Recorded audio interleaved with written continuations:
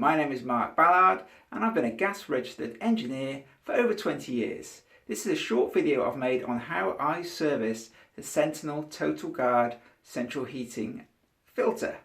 I don't recommend you service these filters yourself because I have many customers who have had problems with leaks and things not working properly, and so I do not recommend you touch these at all. This is the filter. Firstly, I would make sure that my central heating system is turned off, and then I would then undo this nut here.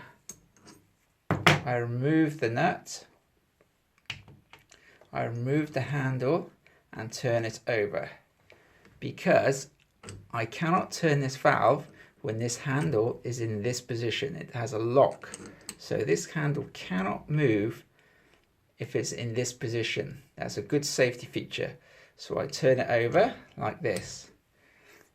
Then I isolate the valve by turning this valve and turning this valve like that. That's both valves shut and this ready to be turned on.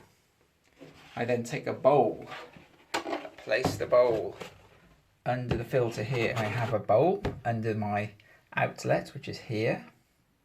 I now can turn this handle to let the water out. What I tend to do though is use my adjustable spanner because it's just easier to turn. Like that. Good grip. There we go. Turn it a quarter turn so the valve is open. So you can see not much came out there. I then open the top valve here to let water through the filter.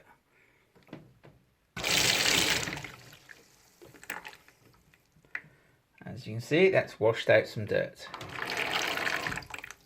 I then open the bottom one.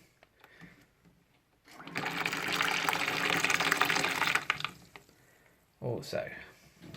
So there wasn't too much dirt in here, just a few bits. I can also use a radiator key on the top, open the valve. This will let all the water drain out of the unit into the bowl. But I am more than happy that this filter is clean now. So I'm going to close the top key here. That's closed. I'm going to close this valve here.